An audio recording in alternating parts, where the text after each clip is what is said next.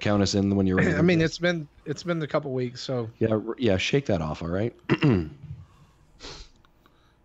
Whenever you're ready, Jesse. We're ready whenever you've completed being shooken. Jeez. Okay. Here we go. Welcome to Nintendo Dads, episode 185, recorded on June 21st, 2018. On tonight's episode, we discuss all kinds of Nintendo news coming out of E3, including Nintendo and the Virtual Console. Yeah, we're still talking about that. And, of course, because Justin's here, we're still talking about the 3DS. With special guests, the Mega Dads, Adam Leonard and John Wall. Somebody cue the music. I'll think about it. Fair enough. I appreciate your honesty on that. All right, ladies and gentlemen, good morning, good day, good afternoon, wherever you are. Thank you so much for tuning in to the best Nintendo podcast that the five of us think, at least at this point. And that's not even sure the five of us think of that. Maybe just a couple of us. Let's be honest. Maybe just me. I don't know. Joining me tonight is four gentlemen who are in a time zone which apparently is the best time zone in all the U.S. Of course, first starting us off, the king, the lord of VG Tribune. You know him as Eric. I know him as Jesse. Ladies and gentlemen, Jesse Waldeck. How are you today, sir? I am good. Yeah, Central Time Zone is the only time zone. The only time zone that matters today, apparently. Excellent. Speaking of another man who is back in the chair with us today, great to have him back, Mr. Marty Estes. Marty, how are you today? I am good, though this place is unfamiliar and I don't know you people. That sounds like that, right? I mean, I've been away for 2 weeks, and if absence makes the heart grow fonder, I guess. There you go. Well, if that's the case, then the two gentlemen who are joining us today for Mega Dads must be having just a real love fest for us right now. Coming back after a 1-year hiatus with us, but joining us after their E3 fiasco, ladies and gentlemen, John Wall and Adam Leonard from the Mega Dads. Gentlemen, how are you today? I'd like to think of our hiatus more as a restraining order. It's such a tight it was call by request. I mean, let's be honest. You guys went radio silent for several months. It was a 1-year hiatus by popular demand. Oh, but we are happy to be here.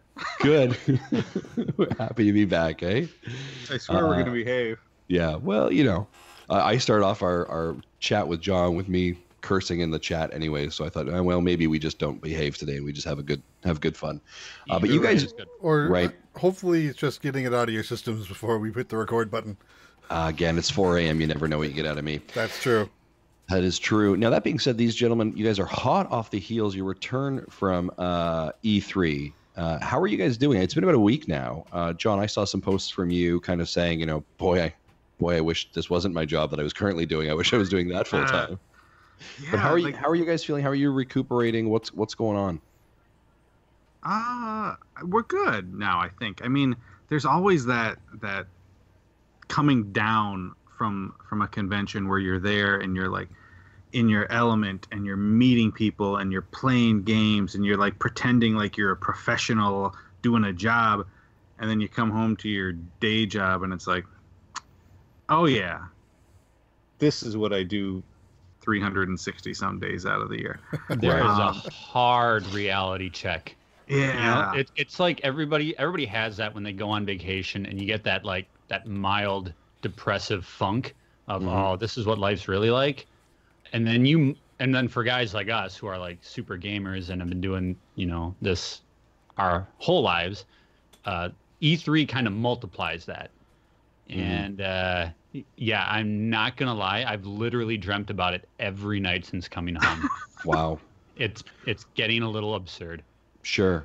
And I mean, we're obviously kind of not jumping into our topics right now, but I kind of want to chat with you guys a little bit about this. But like, and I know that I think John, you mentioned it last year when you came back, and in all disclosure, huge fan of we were busting each other's balls a little bit here about last year's stuff, but huge fan of what you guys do. We've always supported your work. We think you guys are fantastic. Your E3 coverage this year was absolutely wonderful. But John, I know you came back last year and you had kind of said, this really makes me want to try harder to get into the industry, right? And to kind of make more of this full time. How have you seen that maybe progress over the year, or how does this reinvigorate that idea? I know you were kind of asking IGN to maybe buy you out for a lump sum of money. Yeah, it didn't work. Do you want me to? I know Pear. I can drop him a DM if you want. I mean, he's probably not going to respond to my stuff, but I can try. Yeah, I mean, there is, as much as you kind of come down and there's like a crash when you get back to reality, there's also like a reinvigoration of like, man, I love doing this. I Right. just love being in this world, and I love talking about games and covering games, and man, let's do it. Let's make ourselves better, and let's go full out. And then, reality, comes That's just called crashing. giving up, John. Let's be honest. Like, Well, it's like we are far from the point where, neither one of us is going to quit our day job. So it's like we still both have to work full time at our day jobs, and we both still have, kids to take care of when we get home. And it's as high as our ambitions are, we are limited by reality for sure. Sure. And Yeah. Right. you guys have a much larger group, and you're able to delegate more of what you do and accommodate each other's schedules. And John and I are just, let's be honest, we're two slackers, and we do the best we can. And honestly, I feel like our last year has seen an incredible amount of progress in. And that was a bit of kind of the segue I was getting there, Adam, was despite the fact that, it may not be exactly where you want to be. I think over the last year, I think that fire that has lit under you, you can see that in the product that you produce. Mhm. Right, in so many different ways. I mean, whether it's the gaming spotlights that you're doing with fantastic industry, names, or just the content you're putting out, the games you're getting access to, the review, the community that's building. I think it's there. It's just maybe it's not paying the bills, so to say, right? Yeah, although listening to our E3 podcasts, I don't know if I would say the quality is there. I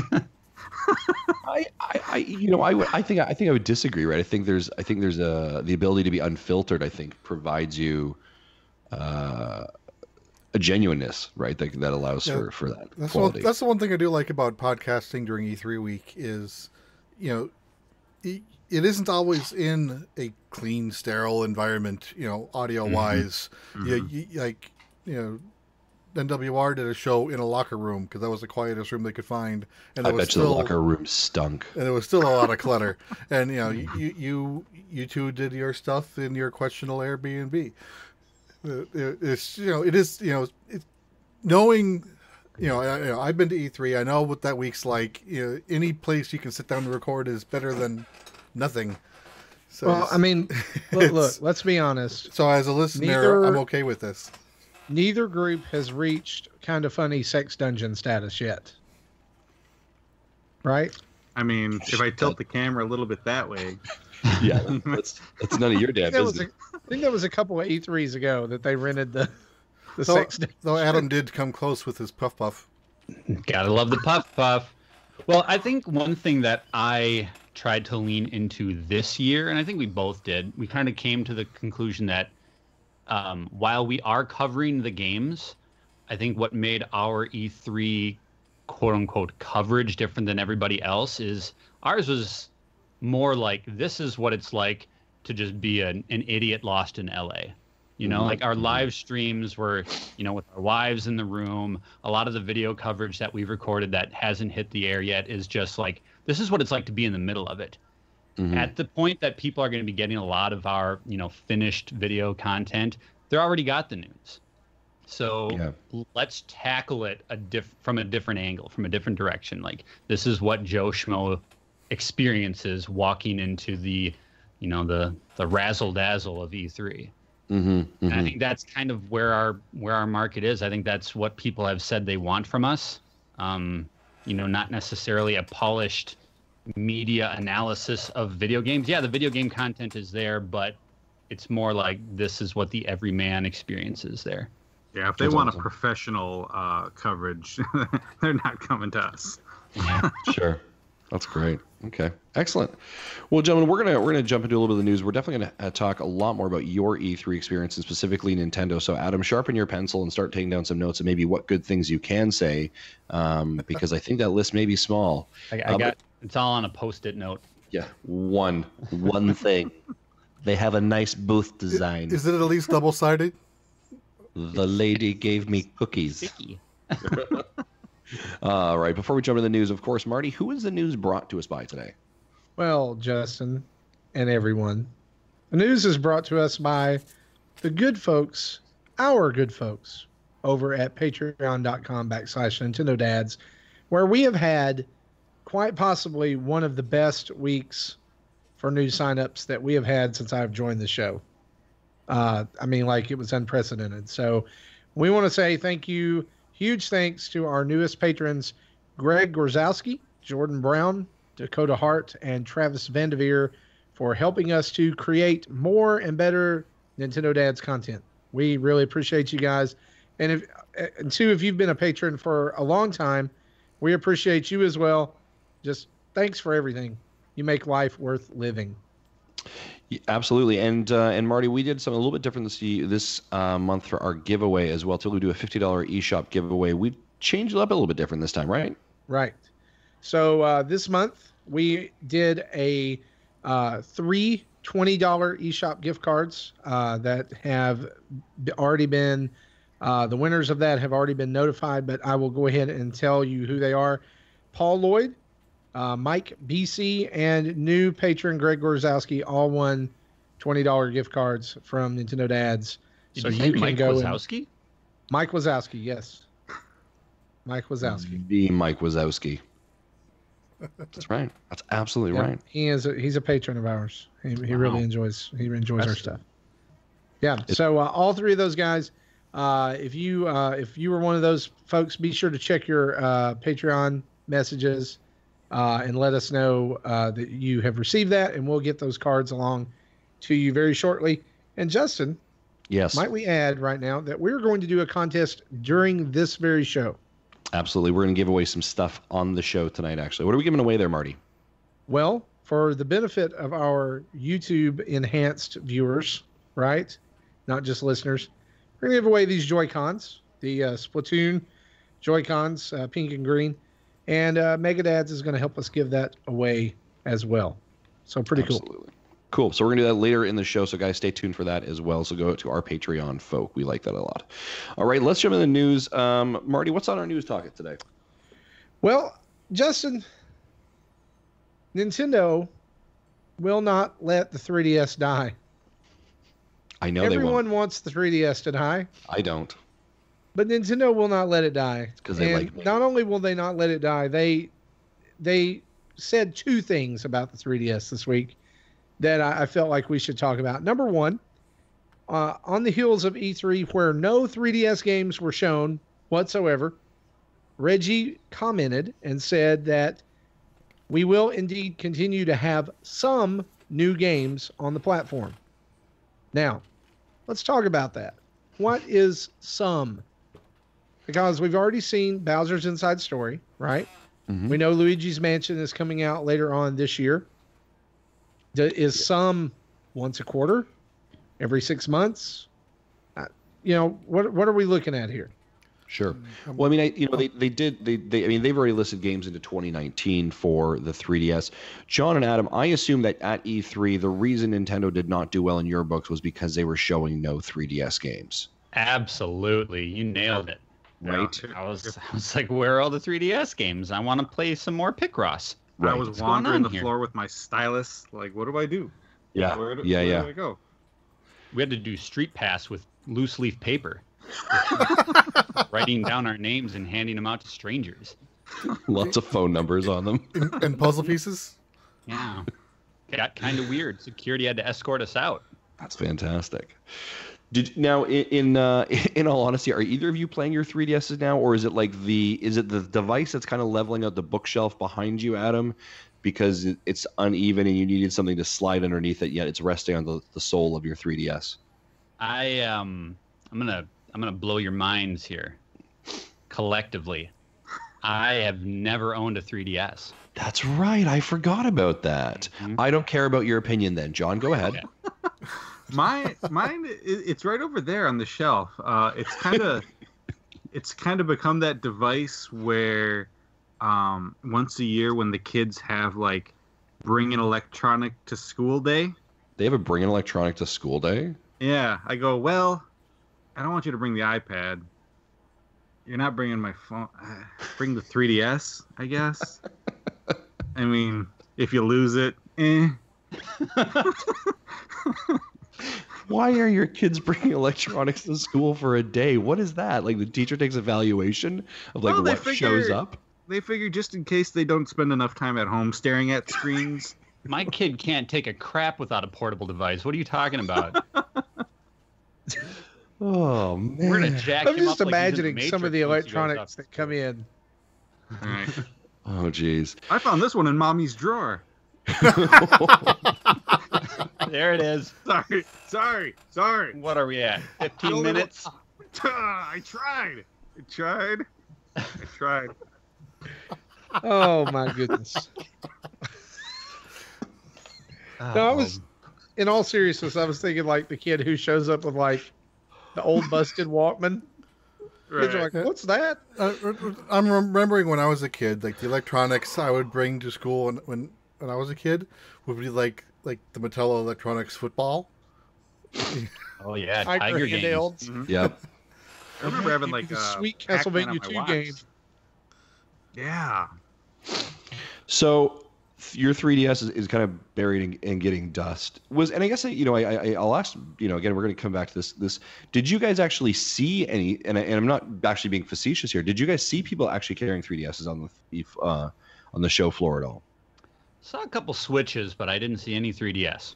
Right. Yeah. I did not see any sign of a 3DS. I mean, At Nintendo all. even encouraged people to display that they were carrying their Switch, Sure. Yeah. not their 3DS. Yeah. But I mean, it's typically one of those, like I've been to, Comic Cons and all kinds of events where, we make the joke about Street Pass, right? But you'd always get Street Pass Haven. Yeah, exactly. Right. Like everyone would. At least it was 7 years ago. What's your guys' thoughts on the 3DS? Should they just forget all about it? I mean, we do know they have some games. Captain Toad Treasure Tracker, by the way, just released a demo on North American eShop today. It was on the EU and Japanese shop yesterday. And I saw some people playing it. This actually uses both screens, by the way, showing Is the the exact demo on 3DS as well? demos on 3DS, and it's using both Oh, screens, okay. showing the exact same image. Like That's so, an the odd choice. top screen and bottom screen show the same thing. I was like, That makes sense.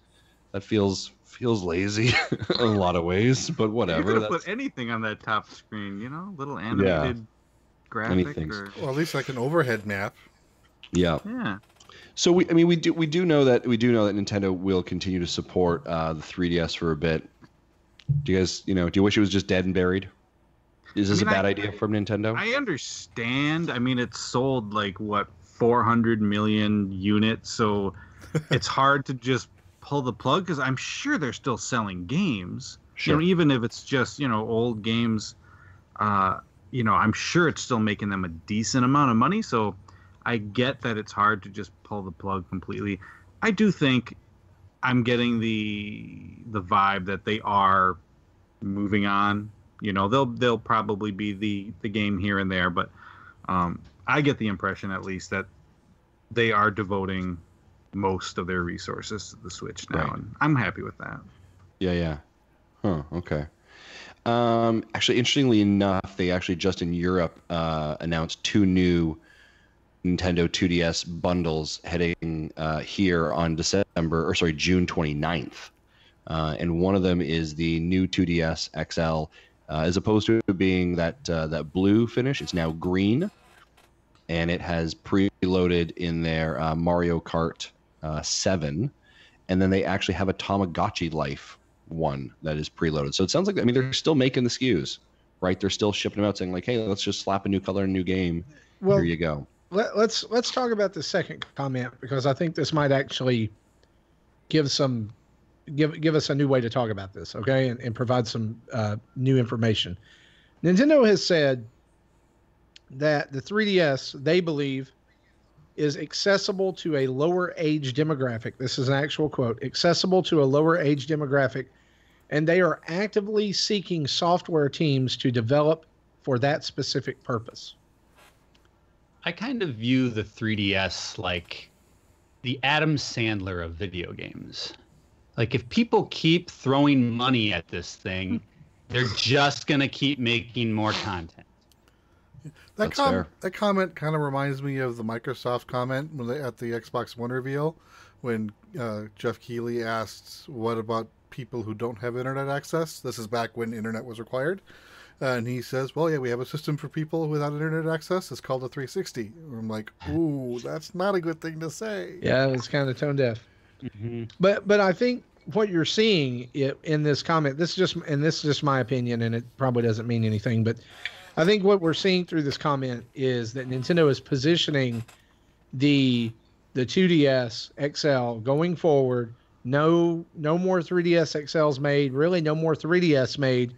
It's going to be the 2DS, and it's going to be positioned as, hey, dads, you don't want your kids messing with your Xbox or with your Switch or whatever.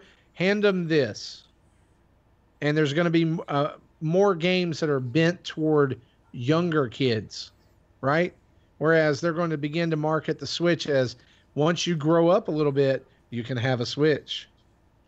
Yeah, I mean, I think out of all of us, I've been the proponent that I think, and I'm taking it from a running the numbers business perspective, that killing the 3DS is a bad decision, right? You have an entry level, low cost device. You have a system that is in its infancy in some ways. It's only moving into its second year. You don't have full sales. Why would you pull out a leg of an organization that is literally supporting everything else right now, right? The reason that the 3DS kept Nintendo going, while the Wii U sunk miserably, right? That was a device they relied on to keep their business model going. Now, not that they didn't have money tucked away in a war chest. They obviously would have, right? But that kept them going. That kept the sales going. So you were not going to kill that device. You were going to see games into 2019. Every direct, not Nintendo, the Nintendo Direct, you're going to get like this random weird game that's going to keep the lights on for Nintendo. And I think you're right, Marty. You're going to see that price reduce, right? You're going to see it get lower as it become more accessible for a lower price bracket. As much as everyone says they're going to make a version of this where the Joy-Cons are not taken off and that it's now reduced, that's not going to happen, right? They have that already. That would absolutely kill the 3DS. They're not going to do that. This is not a shock in any way. All right, fair enough. Just kind of threw the door closed on that one, I guess. I mean, John's out. Yeah, John's like I can't deal with that too much. Just realize the laptop isn't actually plugged in, so it's like, oh, your laptop's about to die. That's fair. Yeah, Mark. So let's move on. Let's talk about a couple other things. This week, Nintendo began to share some more, of course, following E3 about online and different things like this. And Reggie has now come out and said basically that Nintendo considers Nintendo Switch Online, meaning the online paid service, to be the successor to the Virtual Console. And since the whole brouhaha about there's not going to be a Virtual Console or whatever, that Nintendo said around the time that they released online plans, this is really the first time we've heard them say anything about it past that. What do you guys think about this? Because like the more I think about it, honestly, the more I'm okay with it. Right? I agree. I was thinking about it, and I don't know if I'd want to buy these games again that I may have already bought 2 or 3 times. Right. So I'm okay with this being just part of a subscription. Yeah. So you have a solution to not buy the games, but the fact that they're acknowledging the online service as the successor to the Virtual Console, to me, says that they understand that the demand is there for more than NES and SNES games. But have they announced any more than just NES games? They have not. Not yet, but I would think in the future, I would imagine in the future they'll add more. But for now, I think we're just getting the NES games. And mostly probably just the black box games that were mostly garbage anyway. Yeah. John and Adam, how do you guys feel about this decision from Nintendo? Did you want a Virtual Console? Are you okay? Or do you like, hey, listen, I've paid enough for these things before. I'm not going to redo it again. What are your thoughts on this? Theoretically, yeah, I'm fine with it. I just want some details, that was one of the biggest things I was surprised at their direct was like, you're not going to say a peep about that. You're announcing your big online game. This is the game everyone's going to be playing online this fall with Smash. And then you don't say boo about the service that's going to launch, alongside it. So, I mean, sure. I guess it depends on how these games are rolled out, what the model is. You know, are they yours to keep? You know, every month, or are they going to rotate in and out like an Xbox Game Pass? So, I mean, theoretically, I'm fine with it, but I just need to see, I need to see the deets. Yeah. I mean, I love Virtual Console on the Wii. That one was outstanding. The Wii U was a big step backwards. And now the fact that they seem to be killing it all together. I mean, the glory of the Virtual Console almost seemed like a one generation wonder, and we all kind of want to get back to that. And we all saw the promise of that, and we never got to GameCube. We only got like a handful of N64 titles. I mean, granted, there's only a handful of N64 titles that are probably worth re-releasing, but I don't know. It's funny because everybody is clamoring for this thing that wasn't really worth anything on the last generation. Yeah, that and the problem with N64 games is they look like garbage when you blow it up to a 60-inch display. Right. So, I mean, I mean, more is better. I would love to see a Virtual Console, but it would have to be worth the wait, Yeah. Well, I think, and here's the thing, right? If you want a Virtual Console, go buy a 3DS. There's one there. All right. Just keep pushing, Justin. Just keep pushing. Every time I say 3DS, Nintendo gives me $5. All right. So yeah, make that rain. We're going to E3 next year with my 3DS money. Well, the other reality is, I think when people talk about Virtual Console, what I hear so much about people saying is, I want a Virtual Console, but I don't want the NES Virtual Console. I don't want the Super Nintendo Virtual Console. I don't even want the N64. Well, maybe. What I want is a GameCube Virtual Console. Do you know what I mean? This thing that Nintendo has never actually come to fruition on anyways, but there's never been a thing, but people are holding their breath on this kind of thing that just won't materialize, right? And I think that's causing a bit of this expectation versus reality gap. I think that we'll see a GameCube Virtual Console when we finally get Mother 3. As long as at some point Nintendo gives me my bowling game again, that's all I want to do. I just want to go bowling in my living room again. Yeah. I'll be happy. That's all you got to do. All you got to do is some bowling. I like it. What do we got next there, Marty? Yeah, so last thing, or the last of our top stories, Nintendo has been found that they can ban online access to cartridges that are suspected to be copied to make pirated copies. And it was also noted this week, I read this in another article, that there was a guy who was, kind of a noted hacker who basically said he has given up on cracking or pirating Nintendo games because their anti-piracy measures are just too hard. In that the punishment is too hard, or it's just too hard to do it? The context of the article made it sound like it was just too hard to do.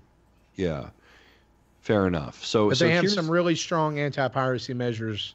Yeah, here's the summary of it. If you steal stuff, you're going to get banned. Like I don't. Yeah. That's. I know if there's it's a revolutionary idea, isn't it? Yeah, there are 5 dads sitting around. I think we would all sit down and have a conversation with our children, saying stealing is bad, and you might have consequences for it. This is one of them. John, huh? John, that's you. You had this that laptop talk yet? Is stolen. So, I don't know. John's kid is not even in his own house right now. Yeah, your kid is also peddling cookies on the side of the corner to. You're talking to the wrong family about moral lessons. Yeah, so you remember, you can, for every cartridge, you can claim some gold coins for it, but you can only do it once. If you try to do it on a different account or a different Switch with the same cart, it won't work anymore because each cartridge has a unique certificate. So Nintendo can track individual carts and where they came from. So when a pirated copy shows up, they're able to know what certificate that game came from, and then then they can cut off access to that online. So kind of the Nintendo Life spin on this is, what if someone copies a game, then sells it to a GameStop, and then so that cart though is effectively online banned, and then some schmuck picks it up, and then now their account's going to get banned. Well, I think go ahead. I think the true lesson there is two things. One, don't shop at GameStop, right? Like you're not helping anyone there, right? You're making poor decisions to start off with. Okay. Two, just randomly lick the cart. If it doesn't taste like acid or hurt you, then it's probably a copy, right? So I lick all of my purchases. Yeah. Chicken fingers. Yeah, if it tastes like chicken fingers, you got a ripped off one. Either that or my son's been handling it. Yeah, one of those two things. Ew. Fair enough. Yeah. All right. So, pirating is bad. Yeah. Also today, Nintendo dropped the new version of Minecraft. Well, I guess it actually released everywhere, and they put out a pretty neat ad to celebrate this, and even had a little fun on Twitter with it going back and forth. And I wanted to use that to kind of to touch on something here that I just love, and I think this has been pretty cool this week, or pretty funny actually, is that Nintendo and Microsoft have both thrown some expert shade this week Sony's way. Right. They're drilling them great. Yeah. John, when Marty was starting to tell us when you were having a big head nod there, did this seem to resonate with you? Oh, yeah, I loved it. I just thought, I'm watching the video and I'm like, okay, this is a trailer on Nintendo's YouTube channel showing a kid with an Xbox controller, and the Xbox logo comes up at the end. I'm like, we are in bizarro world right now. This is so crazy.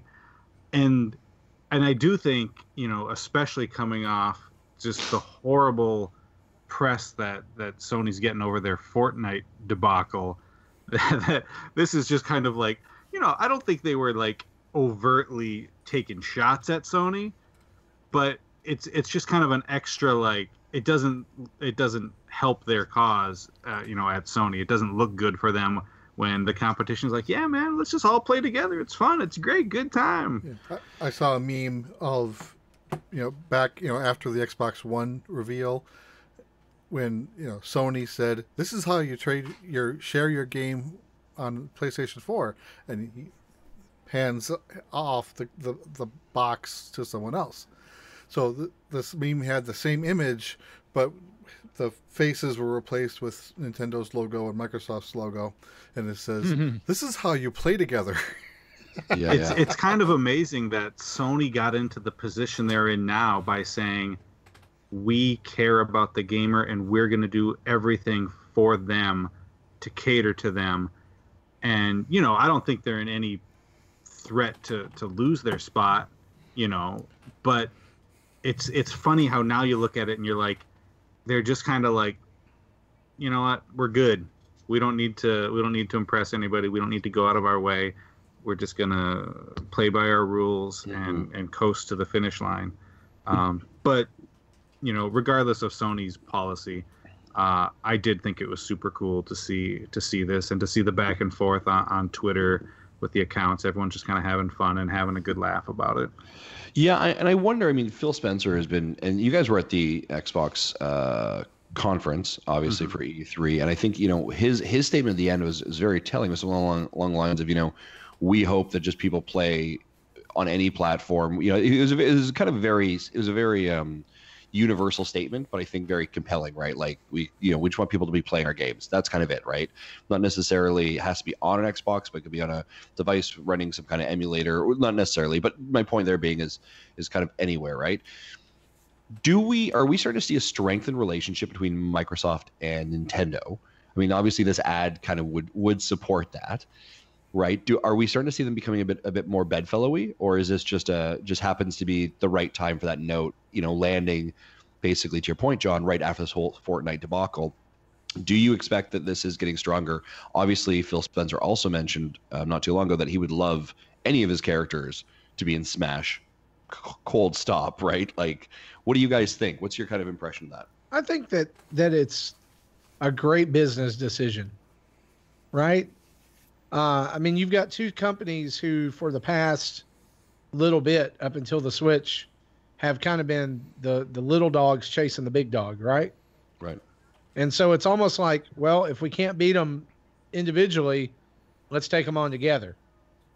Sure. And so, I mean, if you think about it in the whole grand scheme of things, and even in the way when we saw that first reveal, and we saw the Minecraft Better Together thing came out, and that built the Nintendo Switch, and it was the big reveal, hey, that's coming to Switch too, and all this. There was excitement around that.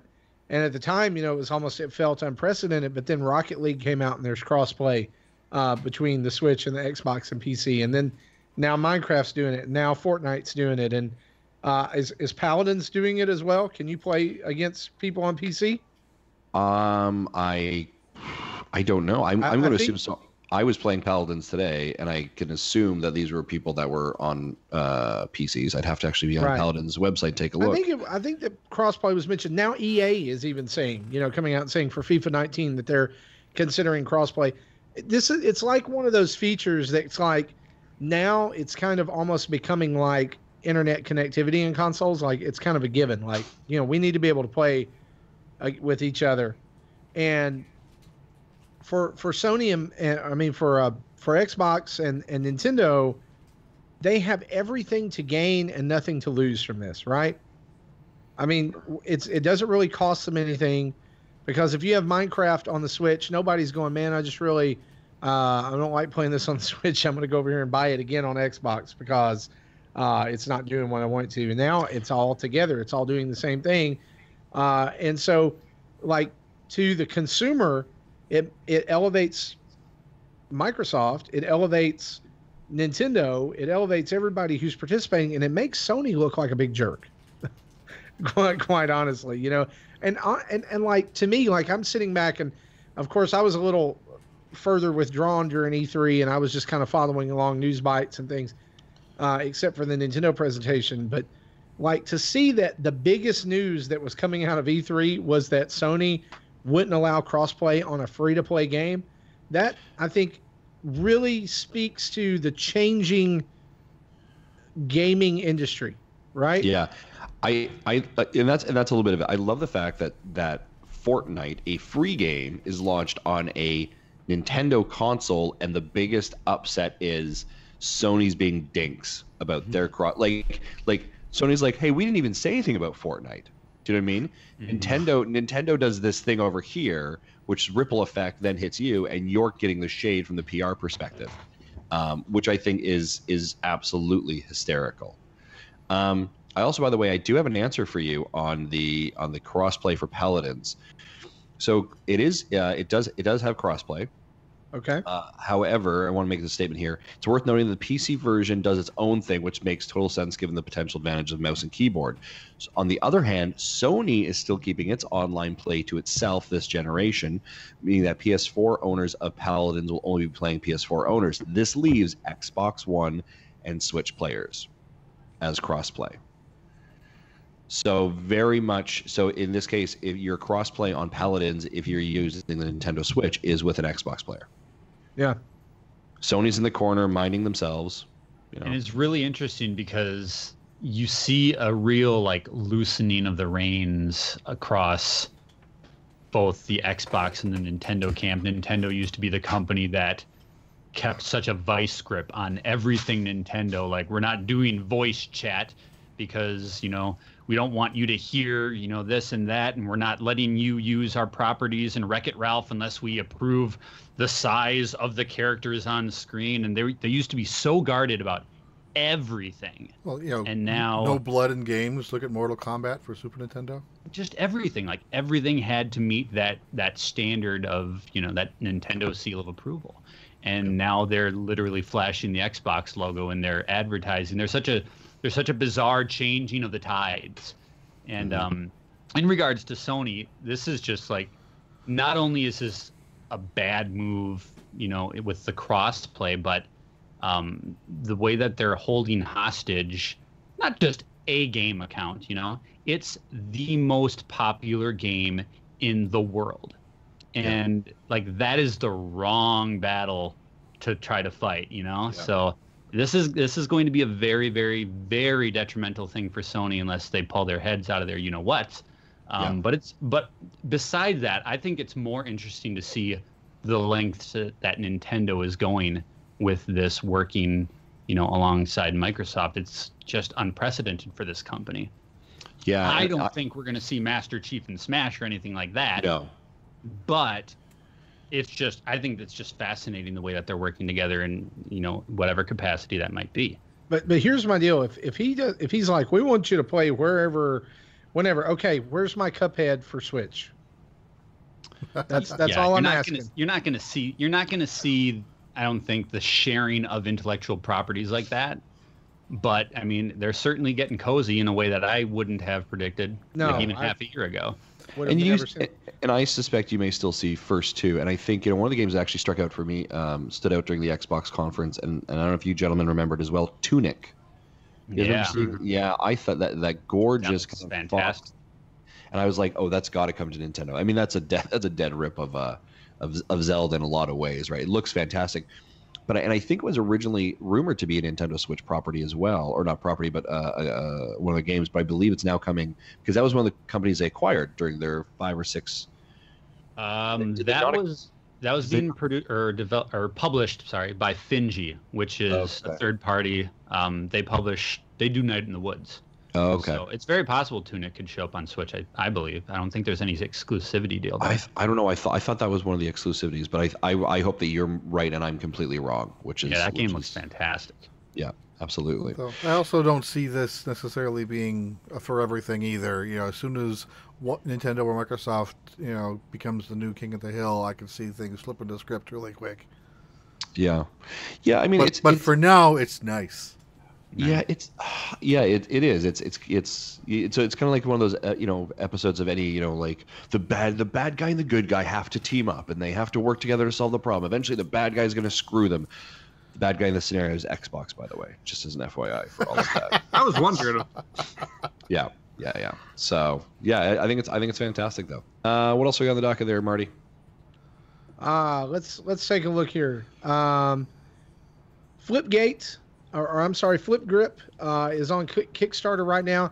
If you are a person who enjoys playing some of the Switch games that are out and are available with vertical, or as we call it around here, Tate mode, then hold on now. What?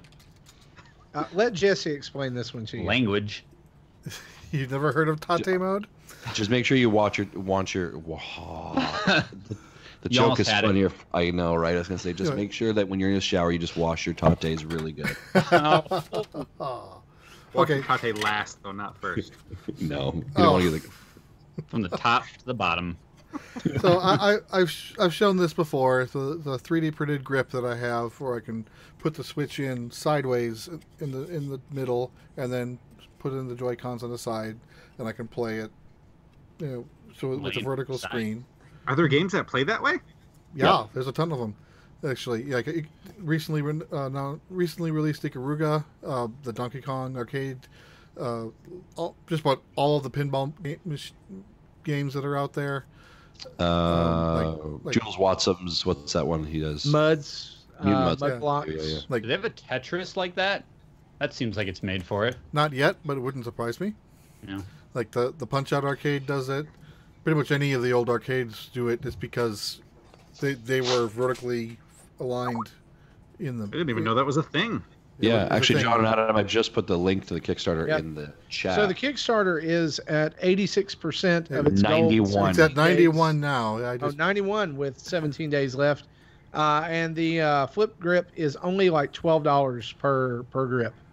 So if you ever just wanted to try Kickstarter, this is pretty low risk. What's so funny? $12 per grip. Yep, exactly. $12 to kickstart your Flip Grip. Yep. All right. Our friend Barry Dunn actually sent me a message. He said he bought 2. Ooh. Yeah, I ordered 2. Baller. Yeah. Right? That's the way to be, folks. There you go. Right, so also in the news this week, Pokemon Go friends list went live today for the 4 people who are still playing Pokemon Go. But it's only right now limited to level 30 plus. When Good Lord. When I added it to the notes, you had to be 40 to access it, and then throughout the day they've been lowering that level. So right now it's 30. I bet it's going to hit 25 in the coming days, I'm sure. Yeah, right. It's their way of doing a slow roll, so their servers don't get hammered with all these new requests. They've done it before, so this isn't anything new. I think in the end, they plan on having that down to level 10. Okay. Yes. Super exciting. My level spot right there. A couple other things. Panic Button is working on a new major port for the Switch to be revealed next month. Gentlemen, what are your guesses as to what this port is? What else have they done? I don't recognize that name. They've done Doom. They've done Wolfenstein 2. Oh, okay. Did they? They didn't do Skyrim, right? No. They did Rocket League. I wonder if they're doing Diablo. Rocket League. They also did Astro Duel Deluxe. So are they like Blue Point? They only do remakes and remasters? All right, I guess those are all just ports, huh? Those are all just straight up ports. Yeah, they're all ports. They've put out some original content, but primarily they're focused on ports. Yeah, look at I'm guessing they're not the only company that have done this. Like Grazo, who put out like the Zelda remakes on 3DS. Yeah, but these guys are working specifically with third parties. Go ahead, John. What's your guess? I'm gonna say Dream Daddy. All the time, all the time. I like it. I'm not gonna stop until I get that on the Switch. Sorry. Yeah. Gotta take that on the go. Oh boy. You need that flip grip for Dream Daddy. $12 a grip. Yeah. So what do you guys thinking it could be? I Red Dead. I sometimes want to think Red Dead. Honestly, I think it's going to be the new Wolfenstein game that was announced at E3. Sure. And the reason for that is that GameStop had a page up for it that included a Nintendo Switch pre-order that has now been removed. Way to steal the guessing from us there, Marty. You kind of knew the answer. Well, I don't know that that's the answer. It could be, that game about Japanese girls who kill themselves over love that Jesse really loves. Wait, what? Eric, what are you playing over there? What am I playing? Okay. You're talking about Doki Doki Literature Club. Yeah. Sorry, spoiler alert. Yeah. Wow. Take that off my wish. Well, this is something else. Pretty tight. This is something we talked about that back in December. So it's been 7 months now. Anyway, so my guess for this would be Diablo 3. Yeah, I mean that one's been rumored. John, you're right. You were talking about Bethesda a couple moments ago. Yeah, I mean they just seem to kind of be going all in with the Switch ports. So I mean they've got a ton of stuff it could be. I mean they could put Prey. They could do Evil Within. They've got a lot of stuff that's come out in the last couple of years that they'd probably love to see on the Switch. Well, there's a lot of people who are hoping it's Fallout 4. Yeah, I think that would be a good fit too. Adam, you're not impressed with that one. I'm not a Fallout guy. I think it's Pitfall. Maybe Pitfall 2. Yes. That'd be awesome. Yeah. Keep the original, and it's like a 16 gig download. Yeah, Pitfall remastered. Right on. Block your blocks. Yep. Last couple of things here, just to make a comment on. Nintendo of America has said this week when asked about Netflix, ask Netflix. Last week, Netflix, when asked about Netflix on Switch, said, ask Nintendo. Ooh. So, which one is it? Okay, let's have. Like, this is when the kids go ask. You say go ask your mother, and then she says go ask your father. Like real talk, do we really, honest to God, want our Netflix on our Switch? Like why? Like okay, does anyone here have that Hulu app on their Switch? I do, but I've never used it. That's the point. Mm-hmm. Like John, Adam, do you guys want to be watching Netflix on your Switch? I couldn't possibly care less, honestly. I don't care about it. I wouldn't use it. I just think it's so weird that it doesn't seem to be happening. I mean, yeah, I'm fairly certain I've seen that you can get a Netflix app on your refrigerator. Yeah, they've got the fridges with the screens. So how does that? I heard happen? you can play Skyrim there too. Yeah, but how is the Switch deal like impossible to get worked out? I don't understand So that. for those not watching, I'm holding up my iPad and my Switch set next side by side. Which would you want to use? Yeah. Again, I've said this before. I've got a dozen other devices I can use for that. My Switch is not going to be used for Netflix. Here's my thing about it is it's almost like in the same way that I think about Fortnite is that like at this point Fortnite's so popular that not having it on a system is a detriment to that system. Yeah. Because it makes it look as if it's lagging behind. Mm-hmm. And the same thing for Netflix. I mean, and any of these streaming services is like, it's not why would you want it on there? It's why not, right?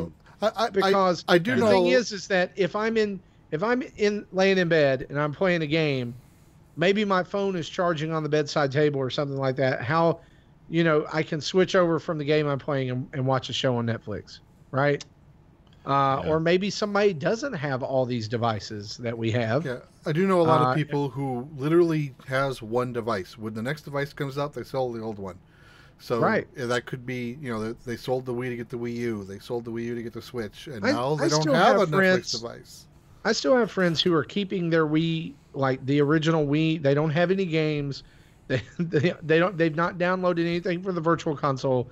They literally only have it because it plays Netflix. Right. Okay, so people in the chat, we have our chat right now on our YouTube channel. We're live. Let us know. Do you want Netflix on your Nintendo Switch? I see San Diego 316 says I don't. I have my phone. I have my tablet for that.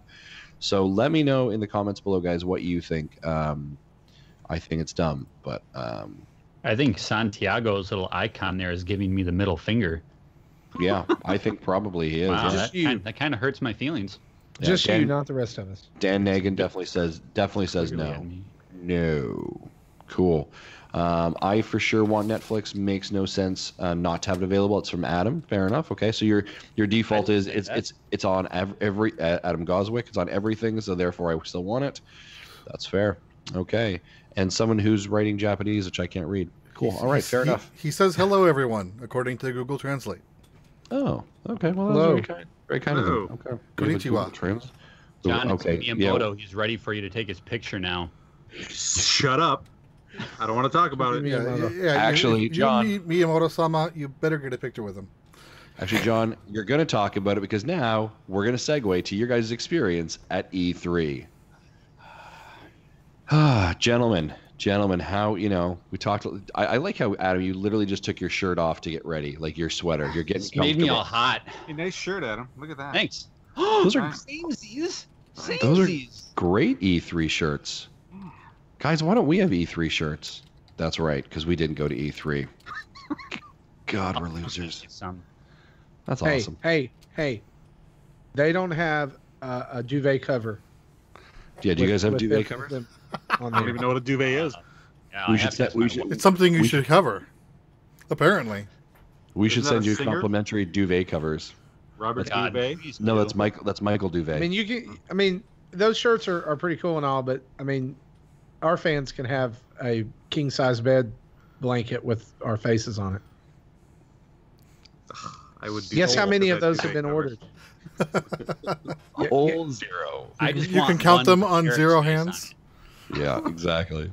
All right, John and Adam. So we brought you. We brought you guys here for many reasons. Entertainment being the least of it, but I did want to talk about your guys' experience. You had an opportunity to obviously be at E3. Talk to us about the Nintendo experience. I know, Adam, you're very well. Both of you, I think, are very thin on it. Not very impressed with it. But you guys did get some hands-on time with some games. So maybe you can tell us a little bit about that and share. Yeah. Let's share, John. Let's share. It's sharing time. So yeah, the first game that we got to play was Smash Brothers Ultimate. Are either of you Smash fans before even going into this? I have played a few of them in the past. I'm not super high on the series. That sounds like a no to me. Adam is a bit more. I enjoy Smash for what it is. It is not a game that I'm gonna be overly hyped for. Yeah. But it's a really fun pick up and play. I'm excited to play with my son. I think he's going to lose his mind. He is, he's right at that age where he's starting to really get interested in these characters, and the fact that it's all of the characters. I think when I boot that game up and show him the roster, he's going to just he's going to have choice paralysis. If we do that on day one, I think he'll be disappointed because apparently it'll be very small. You got to play it to expand it. Oh, yeah, well, either which way, he's going to be hyped as long as he gets to be Bowser. Sure.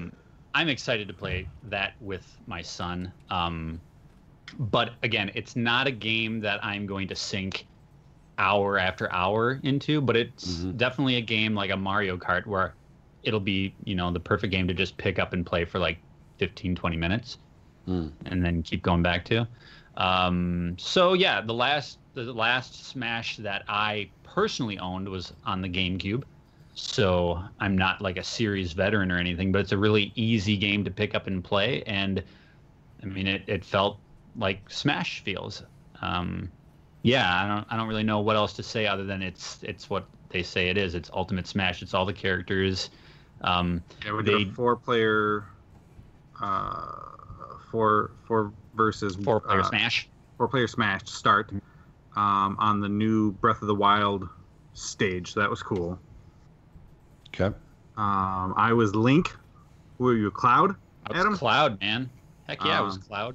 The Nintendo PR reps were very nice to us and let us win, even though they denied that that's what was going on.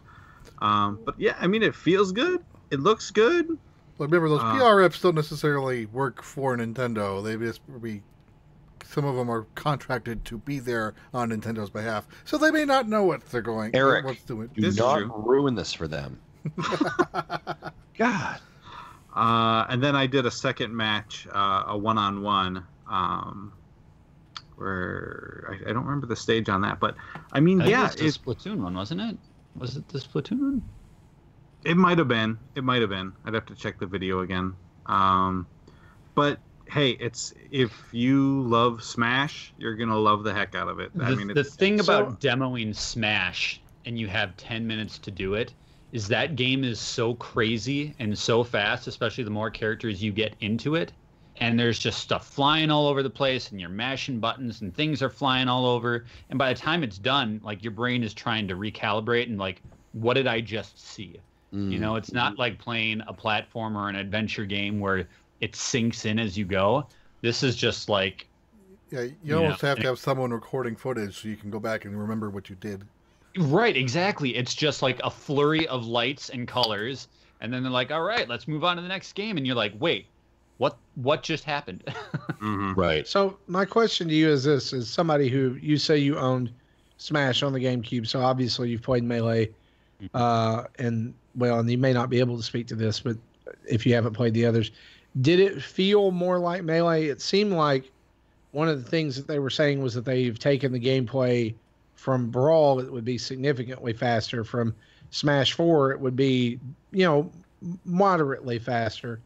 Did it feel like Melee? Because I feel like that's kind of what they're trying to do with this, is like take all the improvements that they've made to the game and make it where the people who are playing Melee obsessively now will now play this instead of, almost 10-year-old game. Yeah, I mean, it felt very, very similar to what I'm used to, which would be Melee. Obviously, they have, like, the characters have their super enhanced moves. Like, Cloud's got his Limit Break, and Ryu has his Super Hadouken and all that stuff. So there's stuff layered on top of that, but as far as, like, the feel and the speed of it, yeah, I mean, it felt like what I'm used to. It felt like Smash, so. John? Nice. I mean... You could have thrown, I'm gonna be honest, you could have thrown any Smash from any system in there and said, is this the Switch one? And I would have been like, maybe. I mean, it looked really good though. The graphics are really good. Yeah, it does look good, and it felt like I have similar experience. The GameCube one was the last one I think I played. I don't think I played the Wii one, but I mean, yeah, it felt like I remembered it.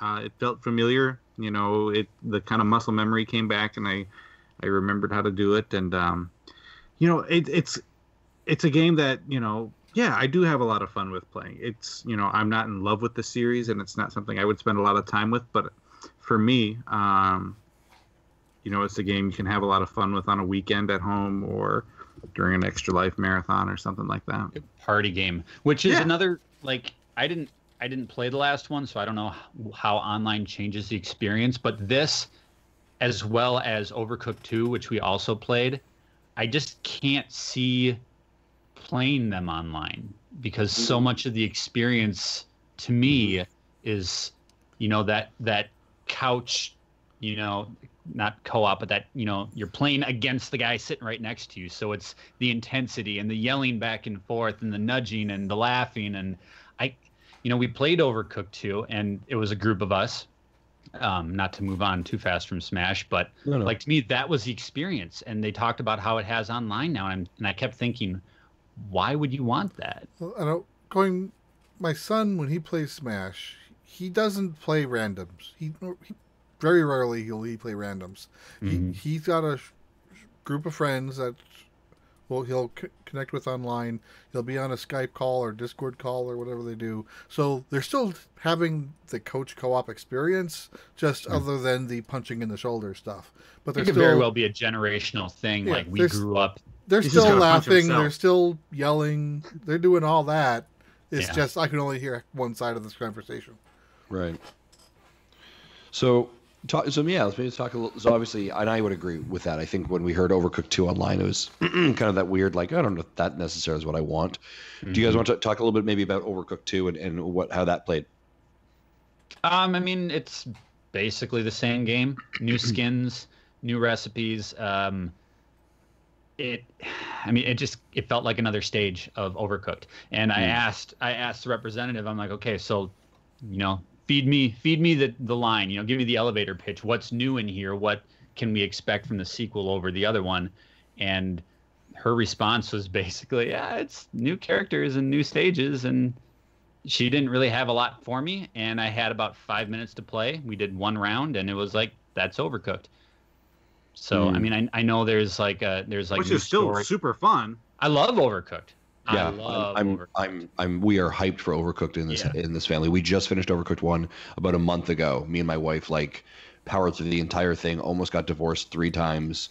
We just about sold one of our children because they couldn't cut the goddamn lettuce. Yet here we are.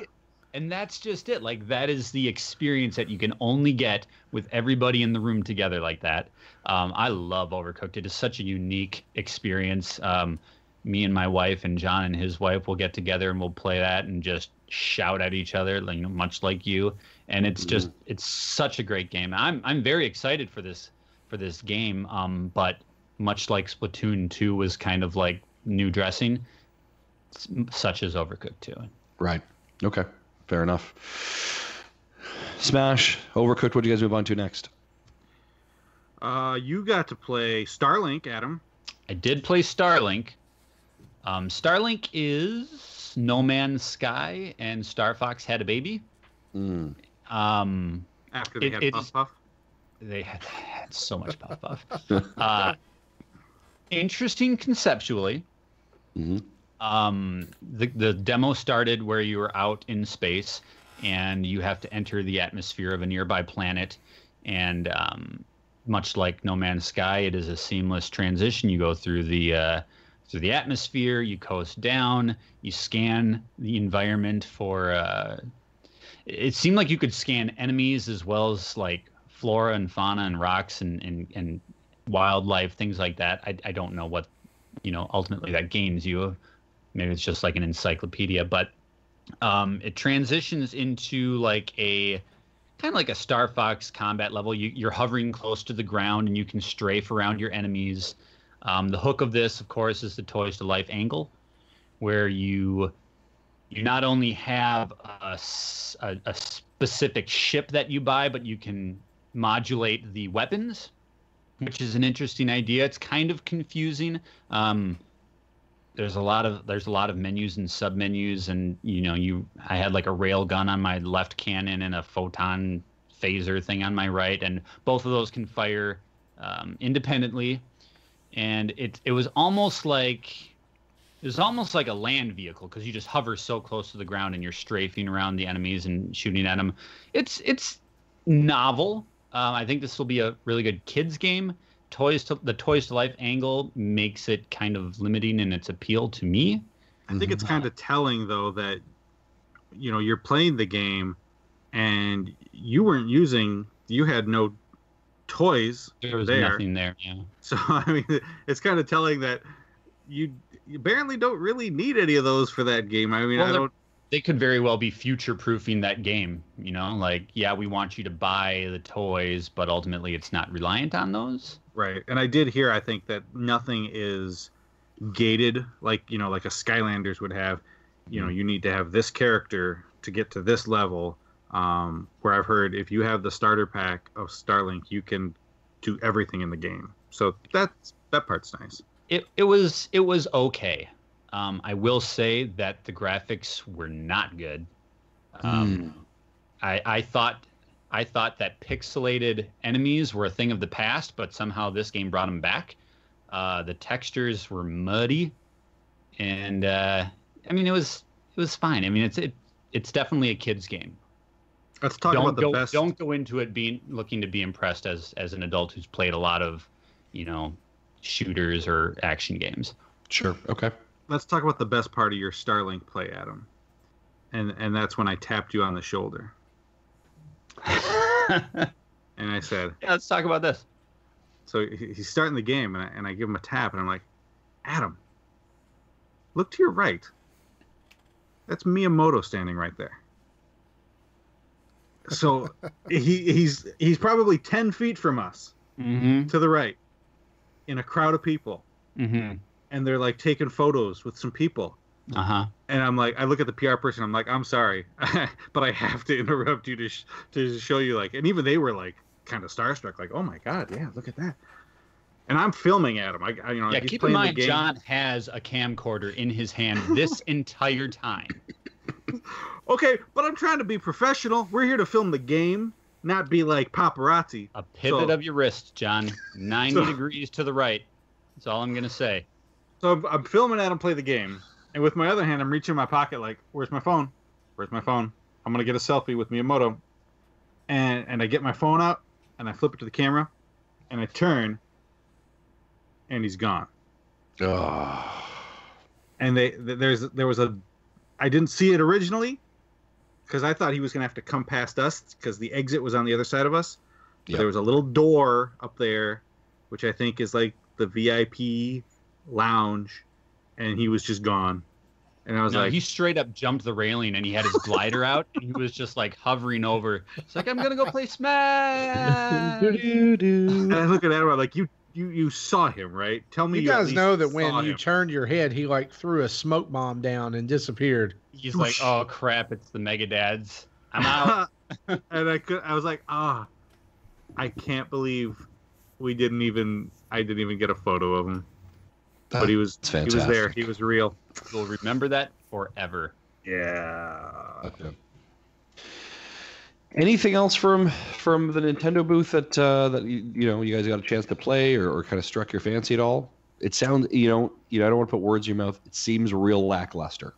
Yeah, I mean, I played some Mario Tennis. I did a couple games of that as Waluigi, and got to see who is it? Is it Spike? The little green guy that shoots the spike balls out of his mouth. Yep. I think that's right. Yeah. And everyone's kind of played the demo or the beta or whatever of that. So, I mean, that was kind of a known quantity. But that was really it.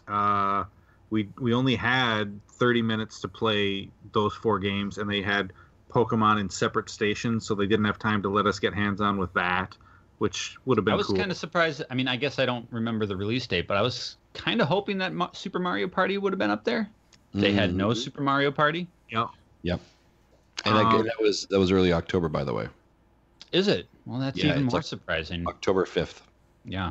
Yeah. So, I mean, as far as hands-on time with the Nintendo games, I mean, they really rush you through it pretty quickly. Mm-hmm.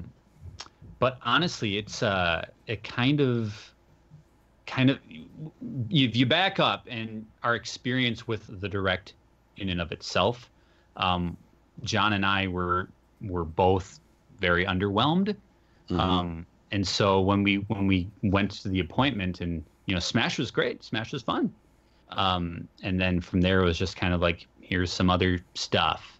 And it was just kind of like, it's kind of a, Nintendo just doesn't. Nintendo brings the heat at other points throughout the year, it seems, and it kind of seems more and more evident.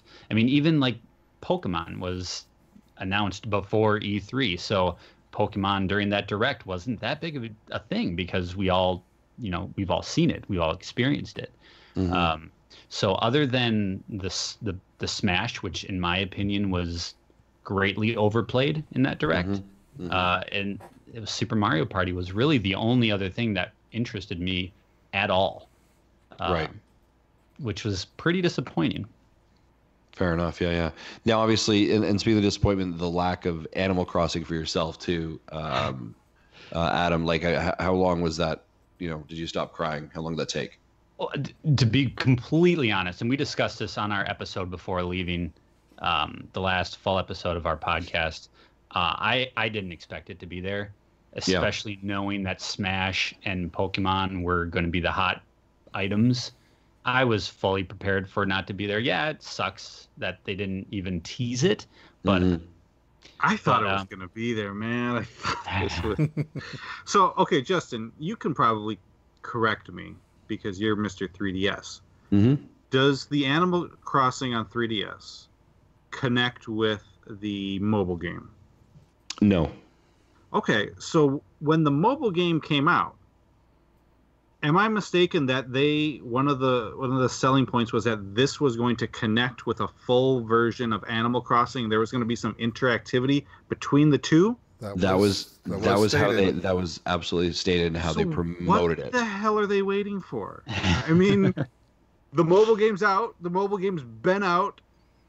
Now, I think the weird thing about it is Animal Crossing, when it does happen, I don't see that as being a huge game for them. I mean, it's not a blockbuster like right. So else. It's not like I can't see them. Okay, well, let's hold that back this year because we've got Smash and Pokemon. Like, I don't see Animal Crossing being in the same league as that.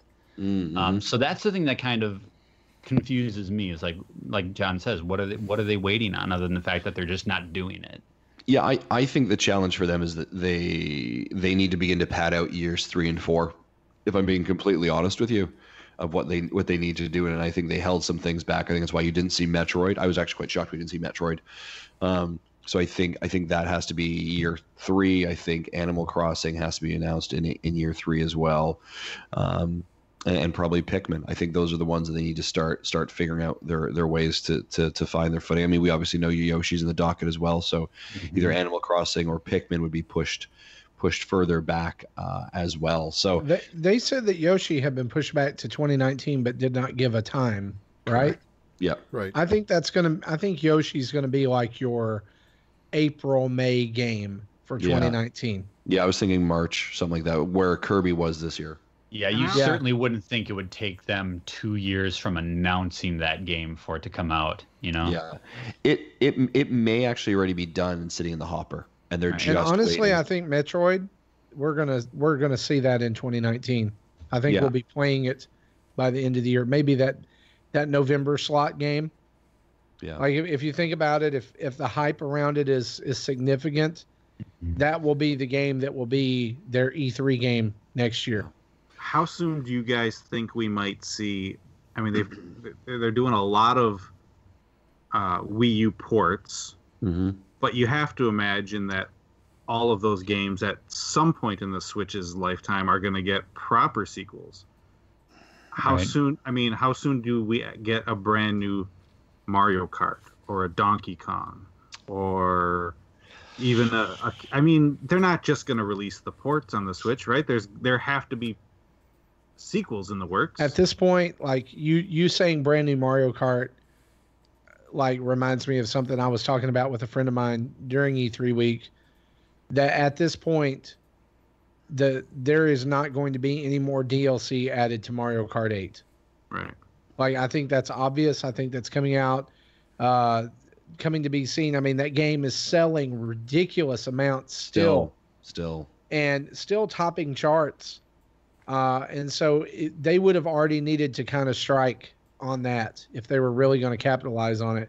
So that leads me to believe there's got to be a Mario Kart in development. Yeah, I think if you're going to see it, John, it's going to be near the end of the cycle, right? As much as it was near the beginning, I think it's near the end. I think what are the other games they're porting over that we would see a sequel to? Donkey Kong Country potentially. We could see another one of that, but I think that would again probably be near last year in the sequencing of as well. They're kind of starting to run out of ports. I mean, even when you think of like Captain Toad Treasure Tracker, that was an easy port for them to bring over. Why didn't we just do like a Captain Toad 2? Do you know what I mean? But in a lot of ways, Nintendo really wants us to completely forget about the Wii U in every single possible way. I'm hoping that we get a Mario 3D World port out of it. I know that people are sick of ports, but that's one of my favorite Mario games of all time. Or even like a new 2D Mario. Yeah. I mean, I just feel like there's so many games that I would think would be in the pipeline at some point, and it's just like there just wasn't a peep out of them about any of them. One thing that we heard that was a big deal during the Microsoft briefing is all these studio acquisitions and how they were future-proofing, basically setting up how they're going to strike, 5 years down the road. With the immense success of the Switch, you have to wonder if Nintendo is expanding in such a way, because like John says, they have so much in their catalog that if they had the resources to just force out all of these properties, they could just absolutely dominate. I wonder if there's any initiative there.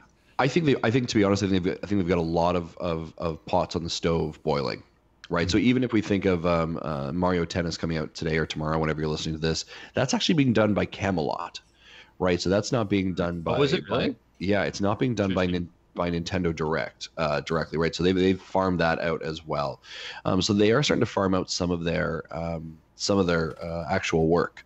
They are kind of spreading that, but I mean, I would think that they've got teams dedicated to the big games, right? Someone's Smash. I think Camelot normally does those like sports offshoot games, right? They normally do, right? But that's not being taken up by Nintendo staffing, right? It's being farmed out, right? So there has to be something in the pipe. And of course, as I mentioned earlier, Grezzo is probably doing something. Yep. Grezzo, Retro, Platinum, all those kind of folks, right? Like we've got all working on 3DS games. Yeah, exactly. Except for the team making the Switch port of Triforce Heroes. Yeah, exactly. Those poor bastards.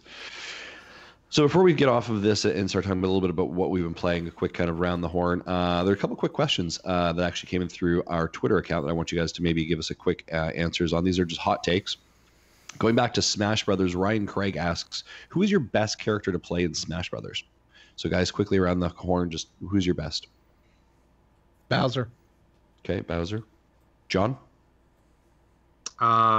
Link. Adam? Yeah. I like Dr. Mario. Nice. That's a good choice. Eric? I don't play. I don't know. Okay, fair enough. Yeah. So I love that the Eric thing never dies. I love it. All by yourself then, apparently. I would also probably go with Toon Link is mine. I'm going to throw this one down to John and Adam. Do you let your kids win, or do you always compete when playing? And is it different if the game has a handicap slider? That's interesting. A little bit of a parenting question there. When playing games, do you always let your kids win, or do you actually? Not always. Sure. I guess depends on the mood I'm in. Yeah. Oh, really? You're not going to eat your green beans, huh? I guess someone's getting smoked right now in Mario Kart. I don't remember ever giving my shell. That sucks. Yeah, You're about to win. I don't remember ever giving my kids a gimme. I think I normally pushed it. Whenever it's been so long since we played games, since they don't normally care about the Nintendo games that I care about anymore. But that's fair. Life lesson. That's fair. This is a sticking point now that Elliot, my 4-year-old, is starting to get into more competitive games. Like we do play Smash on the GameCube every once in a while, and if he does not win, holy crap! So I don't let him win every time, but I do leverage it. Like Sure. I don't whoop him every time, but I don't let him win every time. I'm trying to ease him into getting comfortable with losing. Yeah. Because ultimately he is part of our family, so he is a loser. Yeah. when you're born into this, you gotta get some punishment. Do you guys use the handicap sliders at all, if available? Yeah. I think like you're talking about like the Mario Kart, the auto steer, and all that kind of stuff. Yep. Oh yeah. Yep. Yeah, I love that. I think that has been so I need that. amazing because my girls play some, but they're not big gamers. So being able to give my 6-year-old Mario Kart and just letting her feeling confident in playing that, because otherwise she'd drive right off the road and she'd get pissed and she would throw something. So I think it does a really good job of kind of getting them used to the game, introducing them to the controls, and then you can kind of slowly take that away after time. Yeah. For single player games, like let's say like Mario 3D Land or something, my kids would say, I can't pass this, can you do it for me? And I tell them no, because you need to learn the skills to pass this level, because future levels are going to require you to know that knowledge. That's how these games are built. Because I don't love you.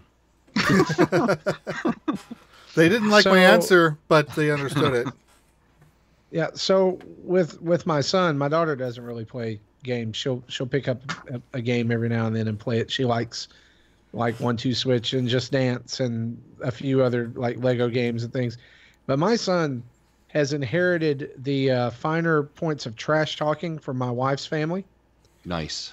Because it's like I learned after marrying my wife that there is no such thing as playing cards. It's like it's blood sport.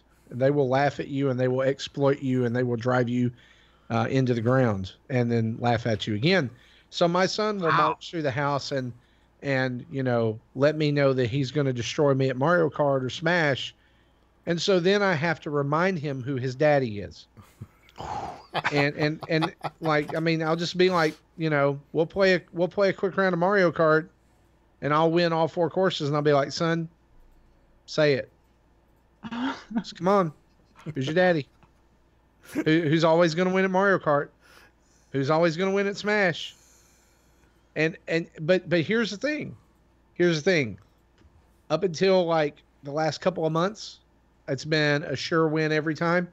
We played Smash about a week ago and he destroyed me. I don't know if it was just me being out of practice or I just wasn't into it, but this was his quote. He said, "Dad, I have found my soul character." Nice. And this is the character to him. It's like it's his soulmate, right? It's most people just call it a main, but okay. And it's King DDD. It's deeper and than that. he's unstoppable. Why doesn't that surprise I have me? no defense. Yeah. I mean, let's be honest. So I didn't spend 40 years of my life in a basement ignoring all of society to get my butt kicked by a 6-year-old. I'm sorry. Well, that's not true. happening. Now that he's 11, he's kind of rising up and taking a little bit of a, he's not going to just let me roll over him. He's looking to take the crown. Well, and so we encourage that competition because I think that, and I may have talked about this on the show before, but I think it's important for us as dads not only to build up our children's dreams, but also to crush them at appropriate times.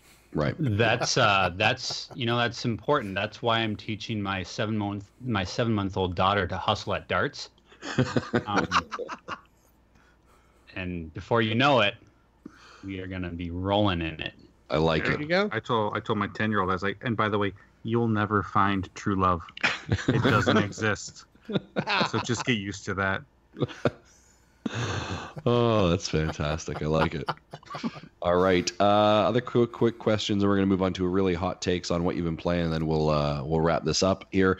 Ryan Craig also asks, what's your favorite childhood game to play? Is there any childhood games that you played that maybe your favorite? Super Mario Brothers 3. Yeah. It's either that or Mega Man 2. Sure, that's comfort food, right? Yeah. Oh, yeah. John, what about yourself? Quantum Break. Oh, sorry. Son of a What? inside joke. That's a deep cut.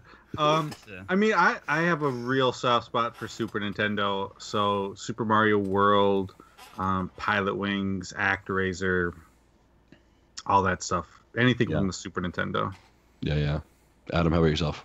Yeah, pretty much the same story. We were Nintendo kids growing up, and Super Nintendo has so many classics. Probably, and I was more of the RPG guy, so I'd probably go Final Fantasy 6 or 3 or whatever you want to call it. Sure. The correct answer is 6. Okay, and that's what we'll go with. Trust Eric to give us the answer. Eric, what do you got? Knows. Yeah, actually, I'm gonna go deeper cut than that and go pre-NES era. I think the two games I think of from my childhood that I think of most fondly would be the previously mentioned Pitfall 2, and on the Intellivision Tron Deadly Discs. Wow. Tron, yeah. I still will fire up those games from time to time and give it a whirl. That is a super deep cut. That is super deep. Nice, I like it. All right, gentlemen, let's jump into a little bit of what we've been playing. Actually, before we do, I have one question for them about E3. Eric. Yep, believe me. Okay, how did you manage to get tickets to the Xbox conference? Because I know in the past they used to be really stingy with those. Well, we bought this thing called the Flip Grip, and then we just brought it. Or are they just not as stingy anymore? Clearly, I like how that was a slight cut about maybe they're letting anyone in nowadays. Right. How the hell did you guys get in there?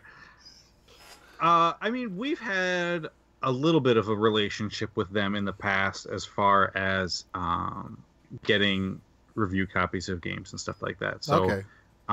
We did have some contact with Xbox PR. So I mean, honestly, before E3, I was just spam emailing every developer and every publisher I could think of with do you have any openings? Do you have any appointments? Can I get in your press conference? Blah blah blah blah blah, and we got a few hits. Luckily, we were super lucky to to get as many appointments and to get to go to the Xbox was pretty awesome. 7 years ago, we tried getting into the Xbox conference and they wouldn't let us in. Yeah. The toughest one for us to crack has been Sony. I mean, Nintendo off and on has been. Nintendo's gotten a little more strict with us lately. Right, in the last year I think or so. they read my Mario Rabbids impressions from last year. I told you not to piss them off. But both Nintendo and Xbox have been fairly good with us over the years, as far as working with us. Imagine that Sony doesn't want to play nice. I can't even get an email from them saying go away. They just don't respond at all. So nice. Just a quick, my opinion, from a person who's watched the E3, watched all the press conference, I felt like Xbox won E3. Would you guys agree, disagree, or am I reading the falling leaves from the sky differently? In my opinion, the other two didn't even come close. Yep. Sony's was an embarrassment. Sony's was weird. I felt like it was their worst conference, but they had great games. Right. It was wrapped in such a turd. It's like they had two starts. Once they started the second time, it was fine. It was that first start where they fell down that 50-meter hill and then landed on their head. Yeah, it was so bad. The content, I've actually watched several of the trailers since then. I'm like, wow, this was really good. Who knew? Because we were all just so confused when watching it live. Right. Nintendo just didn't sit with us. I mean, it's not that they didn't have games there, but none of those games spoke to us. Whereas I like Microsoft, watching 25 minutes of patch notes in an E3 conference. Yeah. I don't know about you. Right? I think the thing that I noticed about Sony's conference was that I think that sometimes these developers come to E3 and they forget that we want to see about games. We don't want to wander through the party that the girl from Last of Us is in, and we don't need, to like sit down under the tones of a Japanese flute Yeah, or anything like that. Just show us the games. It seemed so fragmented in concepts. It was like 10 people were planning it, but none of them were talking to each other. And if you think about it, by the end of the PlayStation conference, they'd only shown 5 games. Mm-hmm. Right? Wow, I didn't even think of that, but yeah. If you think about it, they had cuts of other stuff, but yeah, basically they had cuts of other stuff. But I mean, Microsoft took that exact same amount of time and made me, who is not, I'm not an Xbox guy at all, but I watched, what some of their presentation back, and I went, wow, like I wish that I had an Xbox. They absolutely killed it. I think that they walked away. And I think that part of the reason that the reason they killed it like they did is because a lot of people went in with no expectation, right? Because it was almost like Xbox was the one to sleep on this year, and they came in with tons of content. They did what I always say I want at E3, and I'm one of those people that I loved when Sony showed off like Final Fantasy VII, even though in my brain I knew this isn't coming out for like 10 years. What they did is they just hyped me up. They just showed me really cool stuff for like 45 minutes that got my blood pumping. That's what Microsoft did. It was just game, announcement. And I think that's one of the things that is so elusive for Nintendo with doing it in these canned digital events. I think a lot of people really like those, but I think it's really hard to get that this is happening right now, this is super exciting right now feel from those. As much as we like the things that they show, sometimes it doesn't sit the same way.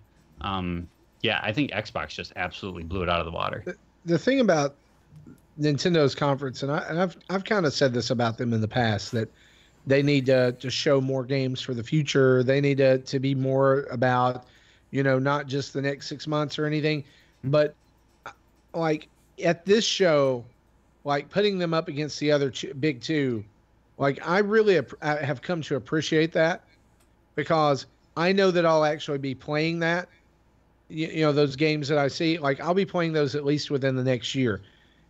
E3 has almost become way too future focused for a lot of devs. I think that you've got these like games and they show them, and it's and I'm sorry, Death Stranding, I could care less.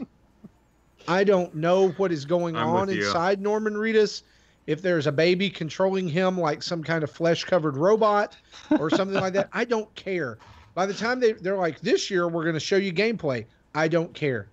You've been showing this game for 3 years now, and there's still not even the whisper of a release date. Like that, it just gets old. Or any sense of sanity. Like it just gets old. And honestly, I'm going to say this, and like it's Nintendo Dad, so you can just say I'm a Nintendo fanboy. The only reason people care about that game at all is because Hideo Kojima is attached to it. If it was anybody else, they would be like, this is crap. I'm serious. Well, I agree. And honestly, I don't even care that he's attached to it. Like it just does not look. It looks just like tons of other things that are coming out. Hyper realistic, run around, shoot a bunch of stuff, set piece, move to the next set piece games. I have played a million games carrying around a fetus. I don't know. It's so taxing. It's so taxing. I heard somebody say on a podcast, I can't remember which one it was, but when everybody was they were discussing like, what is it? And somebody said, this is the game. Kojima is playing all of us.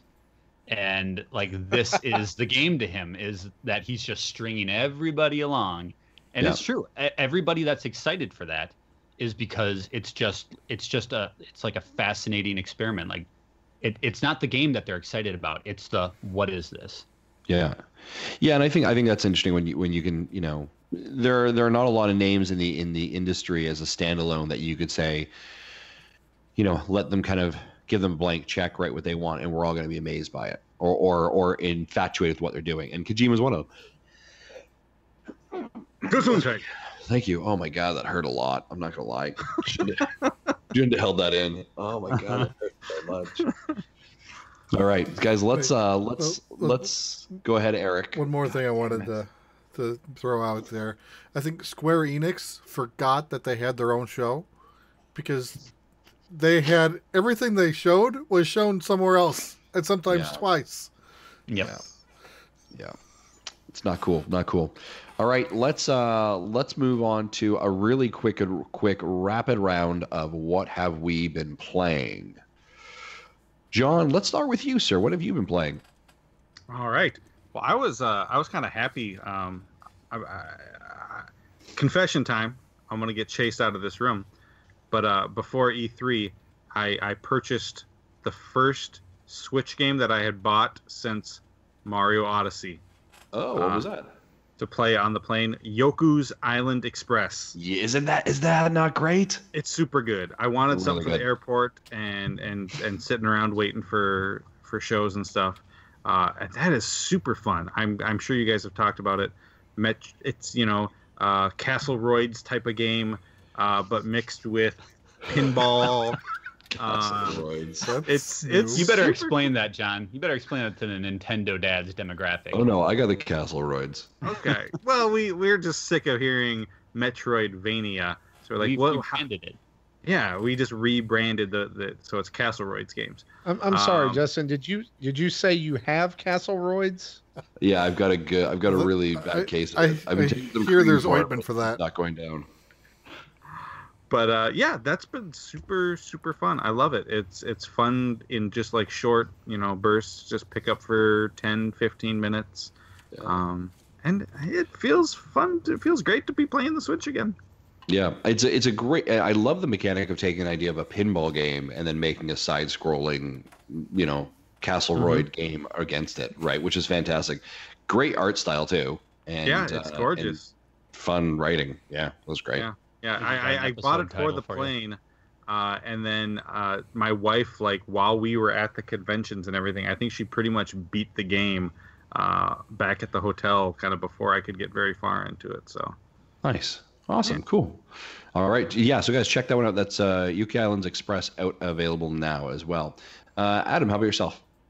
I've been playing video editing since getting back from E3. Yeah. Solid week of E3 and then some video editing and then reacquainting myself with my family Sure.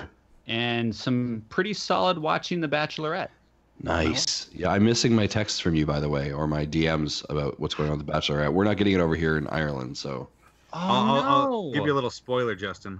Yeah. Somebody is there for the wrong reasons. Not this time. I'm not going to say who. They've never had that happen I'm not before. going to say who. Real quick, my favorite part of this season is when the one dude fell out of the bunk bed and broke his nose. Best TV ever. Awesome. Broke his nose. He's gonna have to explain that to his children one day. That he was in a house with 30 other guys, and he rolled out of a bunk bed and broke his face. That sounds awesome. Good. That is awesome. Cool. Awesome. Marty, let's over to you. Well, I've been playing several games. Actually, I've been playing Soccer Slammers. We got a review code of this from Matui. And it is, I did a video on this, but I'll just take a minute and talk about it here. It's a great party game. Like, it's really fun to play with a group of people. It's super hectic. You don't even really have to like soccer to play this game. The controls are very simple. The Y button is tackle, the B button is pass, the A button is shoot. And if you hold down the A button, you kind of charge up, and it will eventually, you can either let it go or it'll shoot for you at max power. And the ball's flying everywhere. They're just you can hold down the R button, and it's like turbo, so you can catch up. If you're, it's. I read somewhere it's like NBA Jam and FIFA had a baby, and so it's very. I mean, it's very cartoony. It's 2-on-2 soccer, and I mean it's very basic. The game is very basic. I mean, there's not a lot of a lot of rules. There's no throw-ins. There's no penalty kicks. There's none of that. It's just you can tackle, you can get the ball back, you can pass it, you can shoot it. In games, you can adjust the halves, but it's like 2 halves. Like if you start and you play the base game, each half is a minute long. Nice. So, it's very quick, easy to jump into. It's a great party game. It's just a really dull one-player game. Sure, that's fair. That's right. Fair. As soccer would be by yourself too. Right. Yeah. Yeah. So, I guess it's fun enough as a single-player game, but it's just not enough to hold me. And there is like a World Cup mode, but you're still playing it by yourself, right? Sure. So, it's nothing's there really for single players, but the multiplayer is where it really gets hectic and fun, and I think it's a winner there. I said in my review, it's a $10 game for multiplayer. It is not a $10 game for single player. That's fair. So, okay. That's Soccer Slammers from Atui. Also, I have picked up, guys, if there is one game that I could recommend for you to go and download right now, it is Just Shapes and Beats, which has come out. I believe the Berserk Games is the one. This is how unfamiliar John was with his Switch. He had to figure out where the power button was. I was like, how do you shake it? What's interesting is Just Shapes and Beats just came out today for European audiences. Yep. It's been available over here for about 2 weeks. Guys, it is so good. It is so super fantastic and good. The basic concept is you're a little blue-colored square who is on a mission to reclaim the world from this. I don't know if it's like a virus or an entity or something that basically turns everything around you a different color. It turns it pink. And so anything that is pink, like you can't touch that. You're not supposed to get hit by that. And so you go through these levels where basically there's no attacking. There's no way for you to attack. You have you move with the left stick and you dodge with the B button. And so basically it's like a bullet hell evasion game. Nice. And you do it, and it's all set to the music of each level that you're playing, right? So everything is like it's happening with the beat, and it's really easy to get sucked into. My son has gotten addicted to it. Like every time I've come in the house this week, he's had my Switch playing it. So there's like I would say a 2.5 hour story mode. But then you can go back and you can replay those levels. And then there's challenge mode levels that aren't even in the story mode that you can then go play. Nice. And one of those is like the old Immortals track, the Mortal Kombat theme.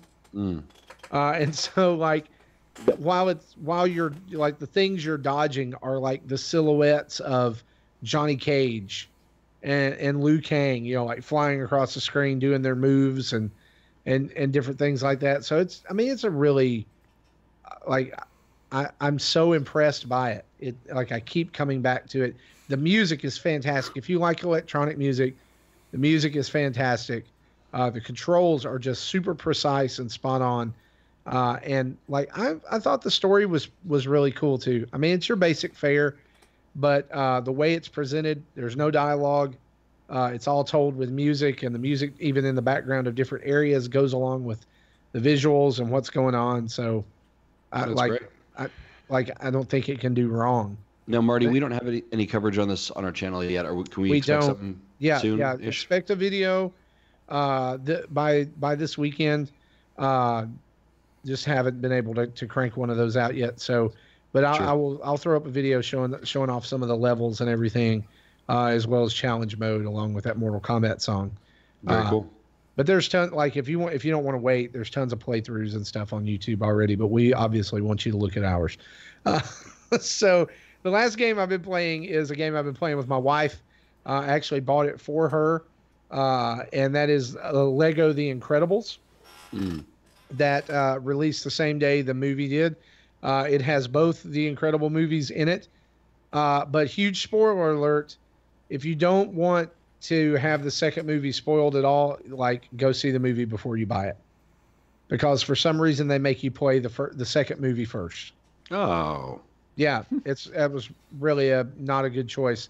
That's not usually how it works. No. But like having played this, I'm playing this on the heels of trying to help Erin get 100% on Lego Marvel Superheroes 2, which that's her thing. She wants to get everything in every Lego game. Guys, Lego Marvel Superheroes 2 is such a turd of a game. And I hate saying that because I love Marvel and I love all their properties. And Lego Marvel Superheroes, the first one, was so excellent. In fact, I told a friend of mine when it first came out that Lego Marvel Superheroes is the best X-Men game that's ever been created.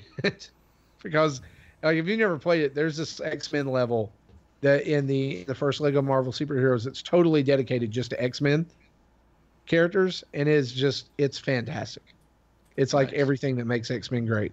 But in this one, like Lego Marvel Superheroes 2, they concentrate a lot on like the Immortals and the Inhumans and a bunch of characters nobody really cares about. And there's 0 X-Men in it, 0 Fantastic Four. So it just kind of feels like, hey, remember all the characters we're putting in movies. But what I'm happy to report to you is that the Lego Incredibles fixes all of the crap from Lego Marvel Superheroes 2, and it's such a super enjoyable experience. Nice. There's like, you can kind of tell when Lego's getting down to the end of a cycle, like in development, because like they start adding in a bunch of new features and things, and then those start popping up in different games.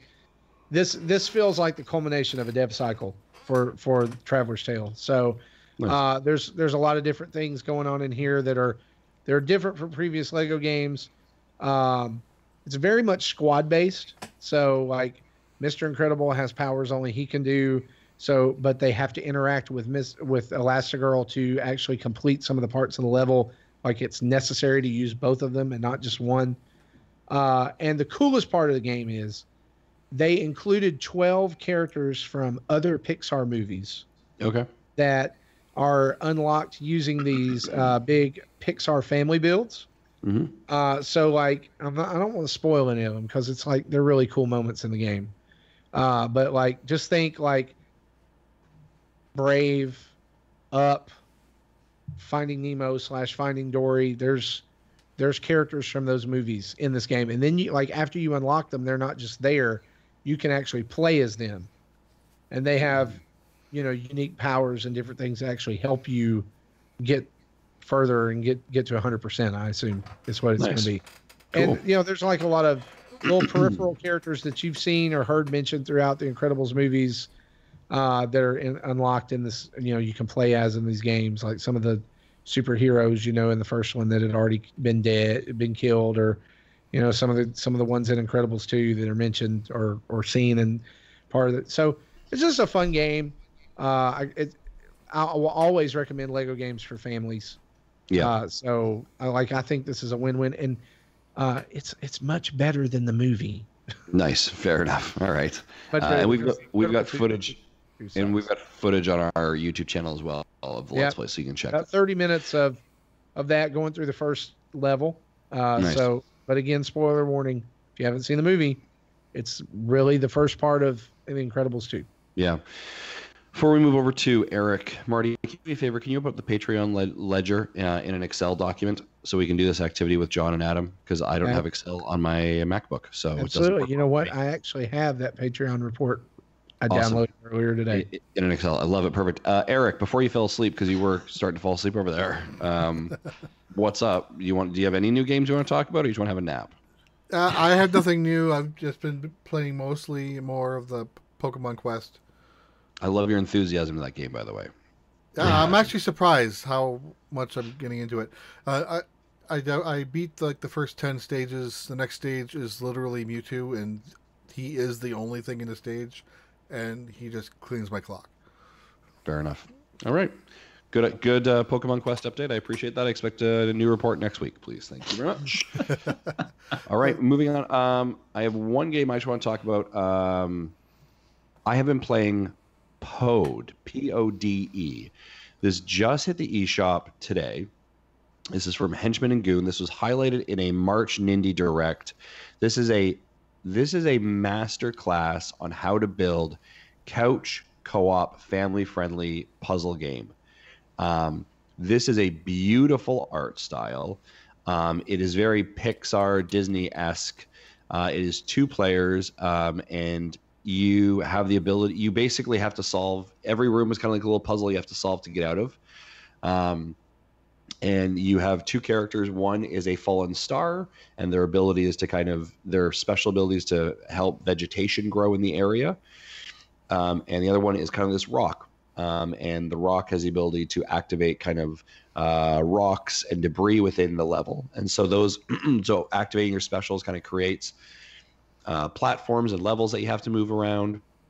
So each room you have to solve these puzzles to figure out to move on to the next step. And you have to cooperatively work together to solve these puzzles. So maybe I need to get up to this platform. So maybe I have to activate a vegetation, which gives me a leaf, which lets me jump up there, and we can do this together. And then the rock guy needs to go on the leaf to go get a block, and the block needs to move over to the switch, and the switch needs to open the door. You move forward. The reason I say this is a fantastic masterclass in, especially when with children, is you're playing it, and so maybe I am the star and Marty is the rock. If Marty's having difficulties, like, hey, I'm really struggling with this, I have difficulty, I can't seem to, get up here, Dad, or I'm having problems. What's going on? You can actually just hit a button and you can swap the characters between the controllers. So all of a sudden now I'm the rock and he's the star. So you can kind of look at a room and say, like, maybe what is going to be the more complicated tasks, more challenging tasks to take on, and you can swap with the person. And I think that's a really, really cool option. It's no passing. You don't even have to pass your controller. It's just like the role has changed. The other option is that you can turn on co-op at any time. So you can play this as a single player campaign, but if you want to turn on to co-op and work together, you can absolutely swap that whenever. There are no lives. You can never fully die. There are no bosses that you have to fight. It's all about cooperatively working together to solve the puzzles and the rooms. Some of the puzzles are get more challenging as the game progresses, as you would expect, but nothing that has been too aggravating and frustrating. Beautiful art style, amazing soundtrack, and I think just a perfect family-friendly game to play together. So I would definitely recommend this. This one is called Pode. It's on the Nintendo Switch eShop right now. That sounds cool. Yeah, I definitely check it out. We have a Let's Play on our YouTube channel as well. You can check it out. So yeah, give it a shot. Justin, before we get actually next week, it's actually called Puda. Puda, okay, Puda. Well, then in my review, and I called it Pode. Sorry, whoops.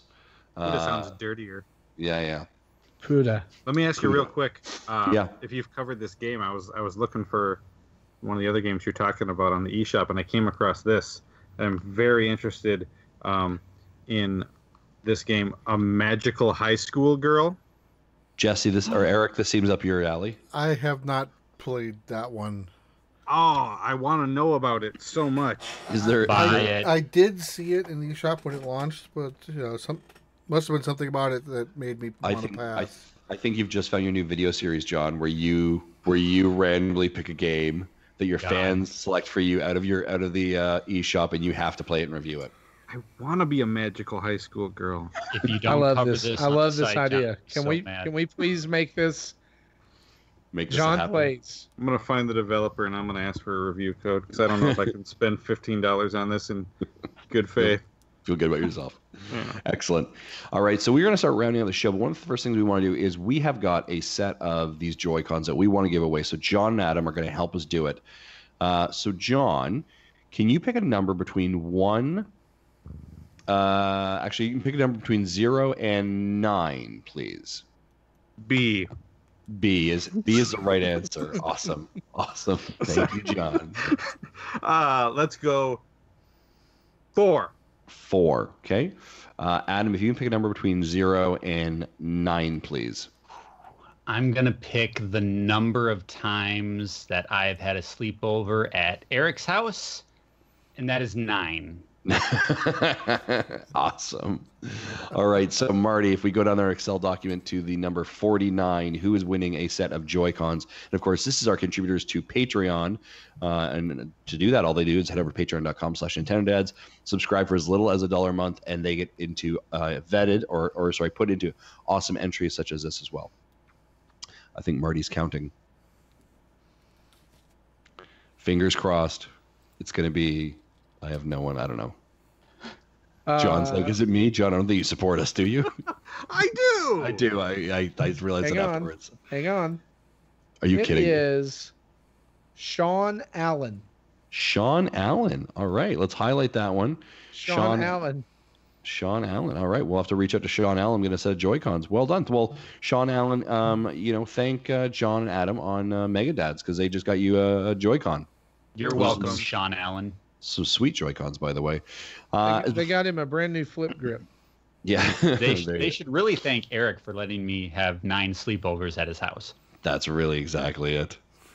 I'd like to see Adam's diaries from after sleeping over at Eric's house. Dear diary. We're gonna play Magical High School Girl next. Nice. Actually, I'm looking at this game and in the shop. I'm like, this actually looks like something I might like. I don't know why I passed on it before. Do it. So Do it. Listen. I'll think about it. I hear the sounds of coins in the coffer right now. Yeah, John, exactly. you guys do it like a joint review.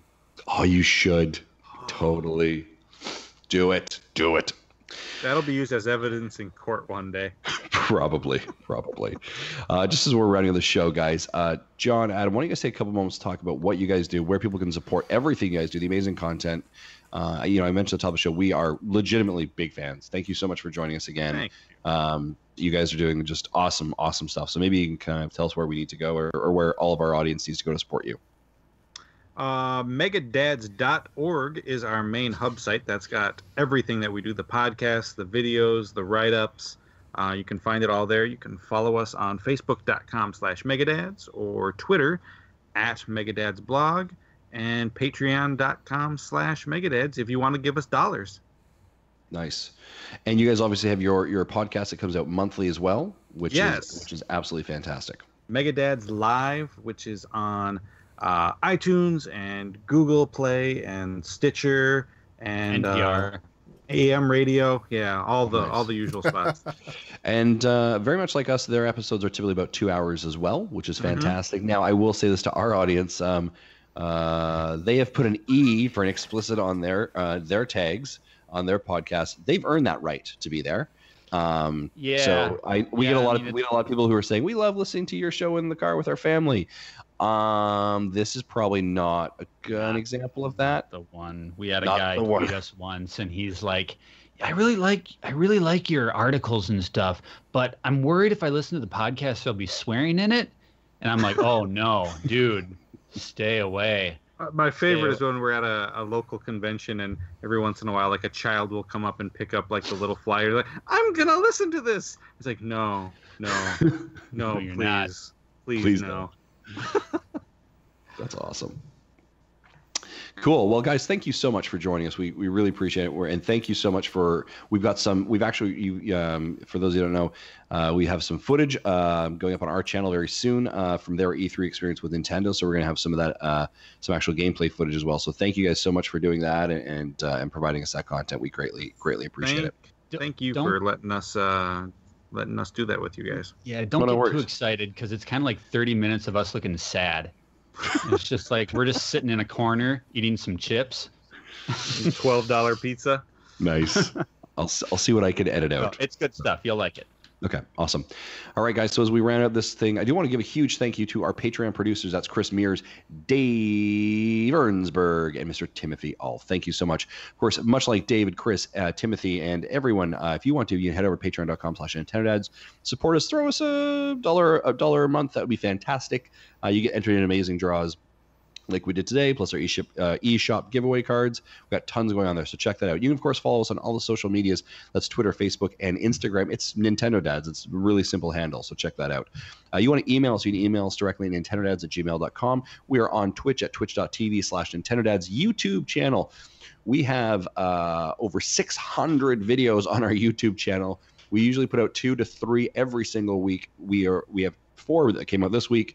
Guys, we have content on our Nintendo Dads channel specifically that you guys should check out. I do want to draw your attention to one of the videos actually that did come out this week. Zach actually did a video rebuttal or conversation about this recent World Health Organization's statement on video gaming as a mental disorder. So that was a really great video from Zach. So do check that out. I think there's some good content there. But yeah, head over to our YouTube channel, hit that subscribe button, tons of content. If you want to call us and leave a voicemail, 929-25-NDADS or 929-256-3237. Big thank you to Carter Johnson and, of course, Adam Leonard.